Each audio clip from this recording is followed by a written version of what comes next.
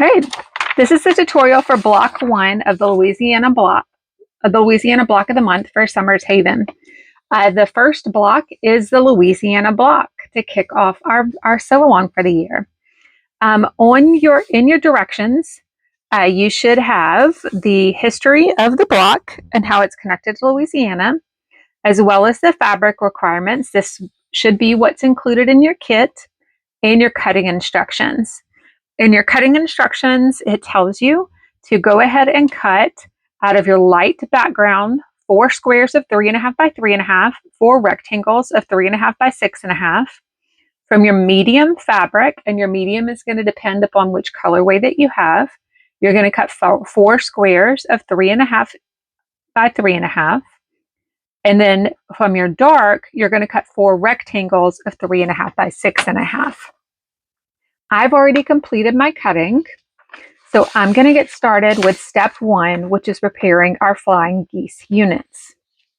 It's important that when you're preparing your flying geese units, that you pay attention to the placement of the squares on your rectangle so that you end up with the medium in the middle, creating that pinwheel look.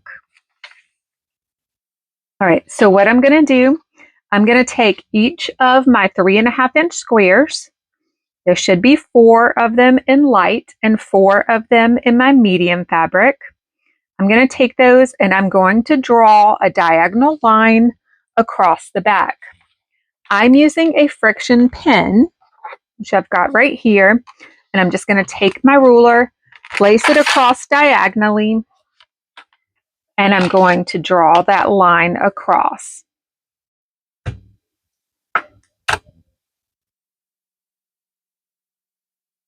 The friction pin I'm using disappears with heat. I'm using it, this is actually going to be my stitch line, and I'm using it on the back side of all 8 of my 3.5 by 3.5 inch squares. So I'm going to go ahead and do that. I'm going to make that diagonal line on the back side of all 8 of my squares. All right, so I have drawn the diagonal line across all 8 of my squares. Now I'm ready to start pinning these to my background fabrics. My background not background. This is my background square. I'm pinning it to my 3.5 by 6.5 dark. I'm going to pin that into place. I'm going to do that for all 4 of my light background onto my dark 3.5 by 6.5 rectangle. I want it to go on the left so that it looks just like this when I'm making my flying geese. I want that light triangle of that flying geese to be on the left and the medium to be on the right. So I'm going to do all of my light triangles first. I'm going to take them, I've pinned all of them, and I'm going to stitch on this line here. All right, so now that I've got all of those stitched, I've stitched all the way across on that line that I drew earlier. I'm going to take my pin out and I'm going to trim this down to a 1/4 inch seam allowance. I'm going to put this to the side because I might be able to use it later for a little half square triangle or something like that. So I'm going to put this to the side. I knew on Saturday when we were doing the demo, folks mentioned that they would want a little bonus project. So save your scraps. All right. So what I'm going to do now is I'm going to press. I'm going to take all 4 of these after I've trimmed the seam allowance, and I'm going to press that seam allowance toward that lighter fabric. I know that seems kind of not intuitive. Normally I would want to do it toward the dark, but I'm doing it toward the light because if you press this inward, you're going to end up with too much bulk right here where those points come together. So I'm going to press it to the outside to that lighter fabric.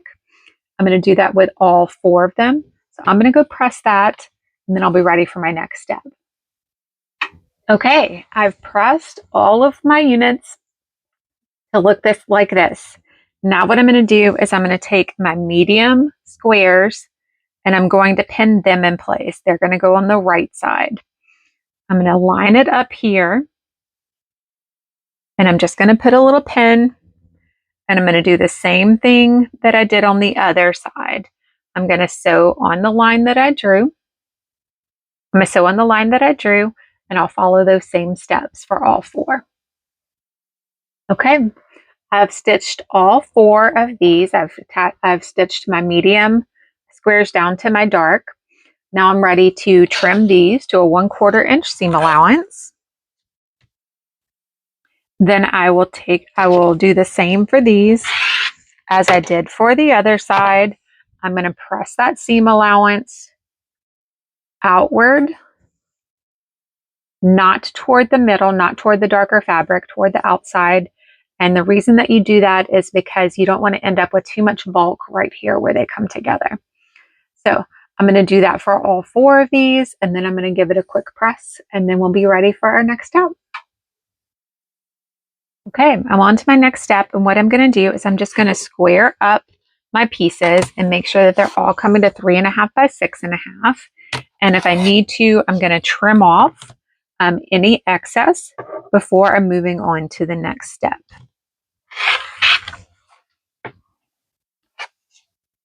I'm doing this with just my square ruler. There are several rulers out there that can help you with a flying geese. There's specific flying geese rulers. We have a couple of them in the store. And then I'm ready. Once I've squared up all 4 of them, I'm ready for my next step, which is to take these and place them right sides together onto your 6.5 by 3.5 background triangles. And I want my unit to end up like this. So I'm going to make sure that I'm placing it so that when I stitch this seam right here, I'm going to end up with this right here. And I'm going to need 4 of these. All right, I've got all 4 of mine pinned now. And one helpful hint I'm going to give you with these is to do a scant 1/4, so something just a tiny bit smaller than a 1/4, somewhere between a 1/4 and a 1/8. It's also helpful when I do this, I try to do this side facing up so that I can watch that I'm not going to be cutting off my point with my stitches. I'm not going to lose my point. So you do want to, when you stitch, I like to do it with this side up on my sewing machine like this so that I can see and make sure that I'm not going to be taking my point off. All right, I've stitched together all 4 of mine, attaching them to the rectangle. And now I've got a unit that looks like this. I'm going to go press all 4 of these, and I'm pressing it outward toward the lighter background fabric. So I'm going to go give all 4 of these a press, and then we're ready to assemble our block. I have pressed all of my units. Now I'm ready to put my block into place so that I can assemble it. I'm going to use this image here to guide me as I place my units around my my cutting mat here.